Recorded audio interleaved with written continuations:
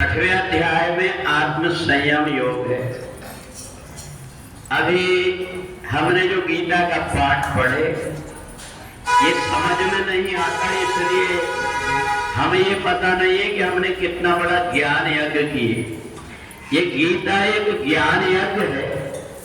इनके अगर 2-4 अक्षर भी कोई व्यक्ति पढ़ लेता है तो उसके हृदय में परमात्मा विराजमान होकर के उसका हृदय वृंदावन बन जाता है। इसलिए भगवान ने अर्जुन को आत्म संयम योग बताया और आत्म संयम योग में प्राप्त पुण्य कृताम लोकान उचित्वा शाश्वती समा शुचि नाम श्रीमताम गे योग भ्रष्टो भी जाए।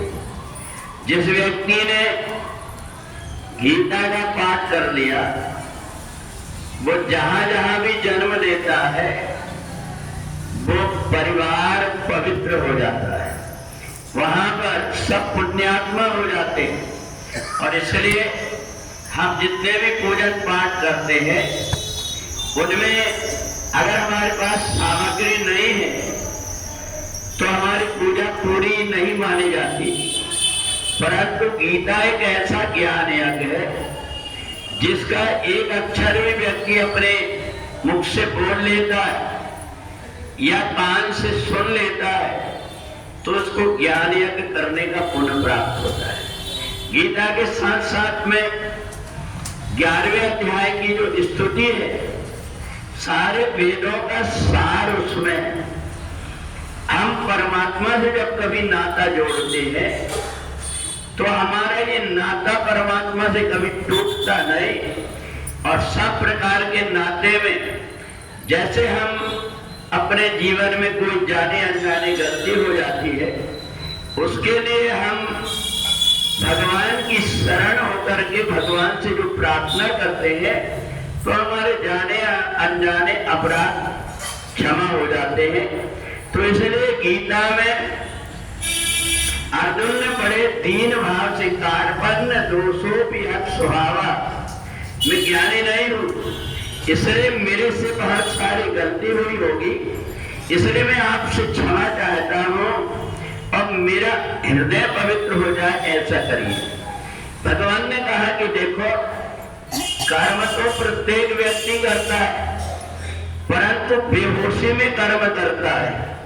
परंतु जब व्यक्ति होश में कोई कर्म करता है और जब वो कर्म करने के लिए बैठता है तो उसके प्रत्येक कार्य पूजन बन जाते हैं, क्योंकि वो होश में कर रहा है। जो कुछ कर रहा है काम अपने हाथ से करते जा रहा है परंतु मन से परमात्मा का चिंतन करता है।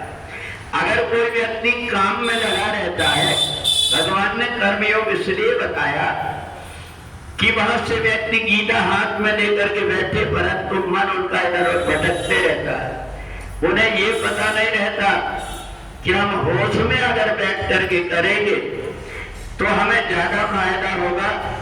तो इसलिए प्रत्येक कार्य को जो व्यक्ति होश में करता है और जो कुछ भी कर्म करता है मैं परमात्मा की पूजन कर रहा हूँ ऐसा मान करके अंदर से परमात्मा में अपने मन को लगा करके एकाग्र भाव से जो काम करता है उस व्यक्ति को कर्म सिद्ध हो जाता है। अर्थात वो जो कुछ भी कर्म करता है उसका वजन उसको नहीं लगता। मैं काम कर रहा हूँ ये दूसरों को थरोनी नहीं देता, ये नहीं कहता कि मैं दिन भर काम करते रहता हूँ। अगर नहीं भी काम करेगा तो बैठा रहेगा। तो इसलिए अंदर से जो परमात्मा से जुड़ करके होश में कार्य करता है उसके प्रत्येक कार्य पूजन हो जाते हैं। और यही आत्म संयम योग में भगवान ने बताया।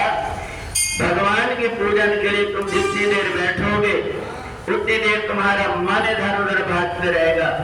परंतु यदि कोई कार्य करते समय कोई व्यक्ति से इधर उधर की बातें ना करके और उस काम में लगे रहो तो जो एकांत में परमात्मा से आप बात करते हैं वो ज्यादा महत्व रखता है। भगवान के सामने बैठे और माला तो कर में फिरे जिभ्या फिरे मुखमाए मनवा फिर चौदह फिरे जिसको फेरत ना है। तो इसलिए जो व्यक्ति माला लेकर के केवल जब तक अभ्यास ना हो मन को संयमित करने का, अगर कोई काम करता है तो उसका मन इधर उधर भागता है। पर कर्म करते हुए अगर कोई परमात्मा का चिंतन करता है तो उसका मन हमेशा एकाग्र बना रहता है। बुरी सच्चिदानंद भगवान।